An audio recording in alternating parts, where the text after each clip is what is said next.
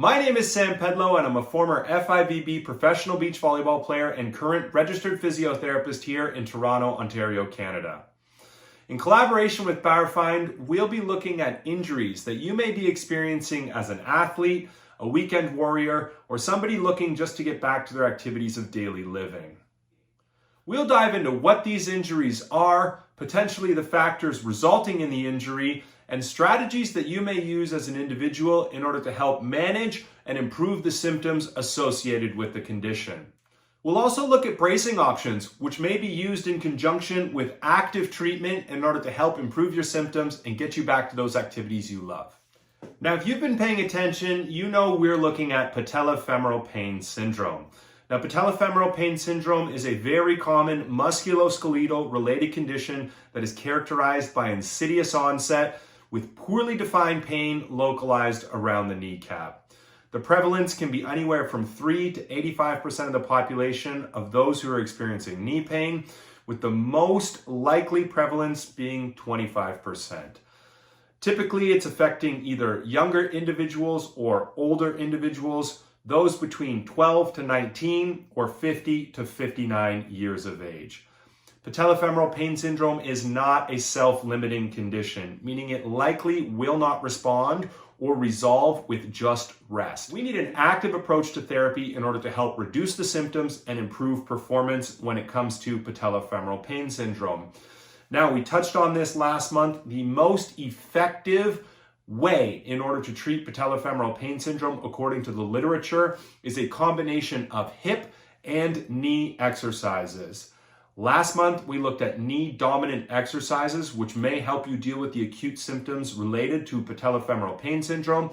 And this month, we'll bring things together by integrating the hip and the knee together and provide you with exercises that you may use even in acute patellofemoral pain syndrome in order to help improve your symptoms, activities of daily living, and eventually performance.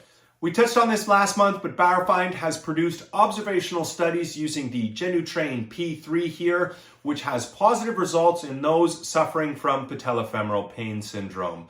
A brace used in combination with exercise, especially if it helps improve the client's or patient's ability to perform the exercise or their confidence while performing those exercises, can be a positive adjunct to therapy.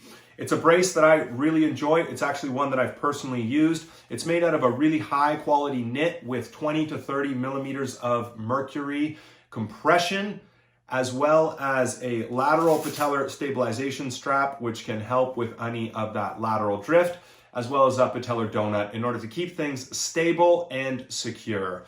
When looking at these observational studies, patients reported increased joint stability, a reduction of pain, and improved ability to meet activities of daily living. That's reason enough for me to use this in combination with exercise should the patient feel better while they're using it. So let's take a look at what these hip and knee dominant exercises could be in order to help you improve your acute symptoms associated with patellofemoral pain syndrome. An open kinetic chain exercise for the hip that patients typically tolerate extremely well, no matter how uncomfortable or acute patellofemoral pain syndrome symptoms are, is the side lying leg raise. An exercise that's going to target the outer musculature of the hip in order to help stabilize the knee when we are in standing. A very simple exercise to perform. We're going to start on our side. Bottom knee is going to be bent. Top knee is going to be straight. No rotation at the hip. I like to brace at the elbow, and we are going to lift up and down on a smooth tempo as we use the gluteus medius on the lateral aspect of the hip in order to raise and lower that leg. Should we need additional challenge, what we can do is move into a side plank position at the knee and raise and lower. For even further challenge, we can go into a full side plank from the foot. Up we go, and raise and lower.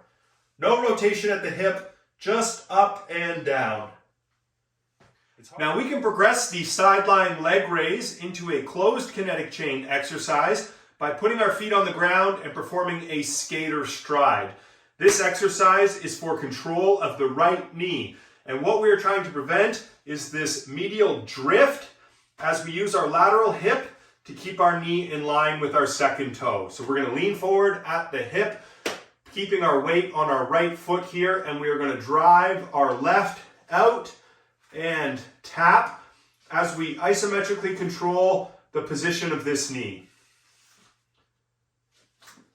Now, using a band that is going to pull the right knee in, we can perform an RNT step up. What this is a more advanced closed kinetic chain strengthening exercise than the banded skater stride. All using the same lateral hip musculature, but now bringing the knee more into the exercise by performing the step up. The hip will help us step up, but will also help control the position of the knee in space. So what we're going to do, much like the banded skater stride, we're going to lean forward, involving the hip musculature, weight on this front foot.